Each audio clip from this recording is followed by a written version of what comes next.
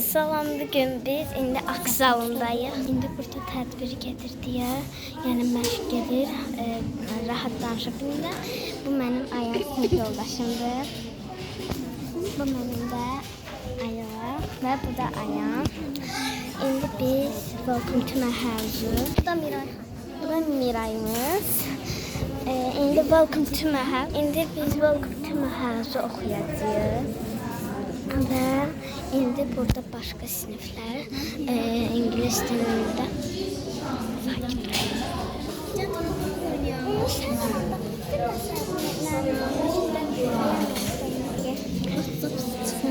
yoxladım deyil. Qalera bu Dəniz xanım. İndi burada məşq edirlər. İndi bizdə oxuyacağıq, yəni məşq edəcəm. Anama verəcəm və videonu çəkəcəm.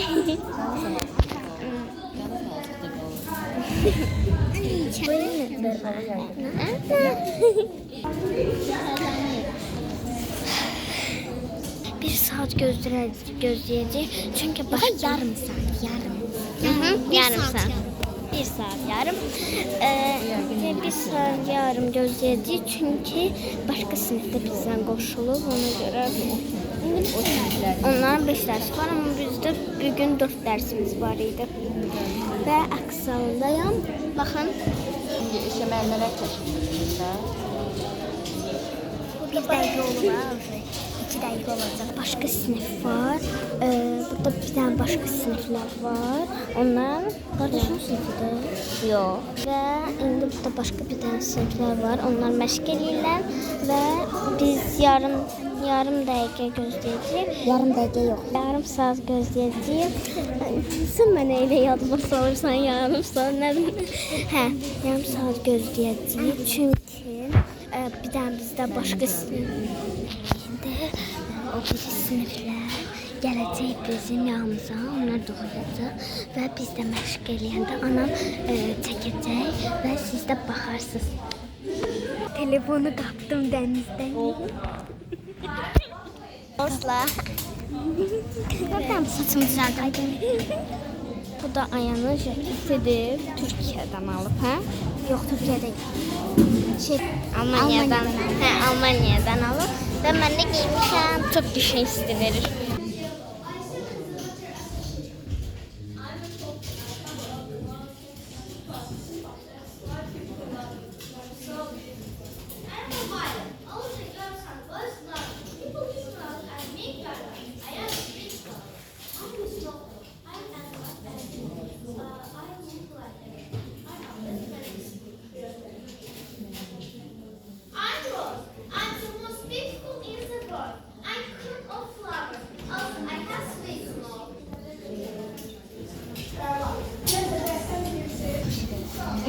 Düşmüştü arkaya.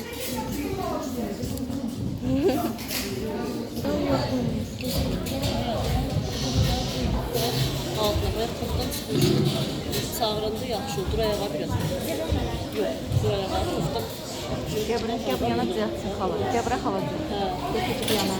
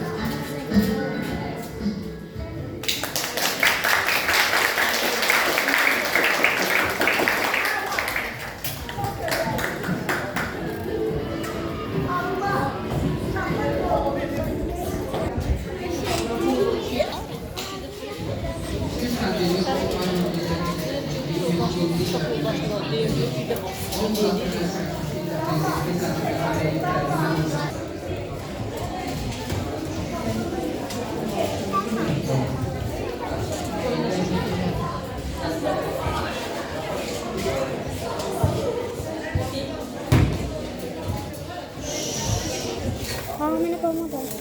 Ne balata bölüm? Sağ olun.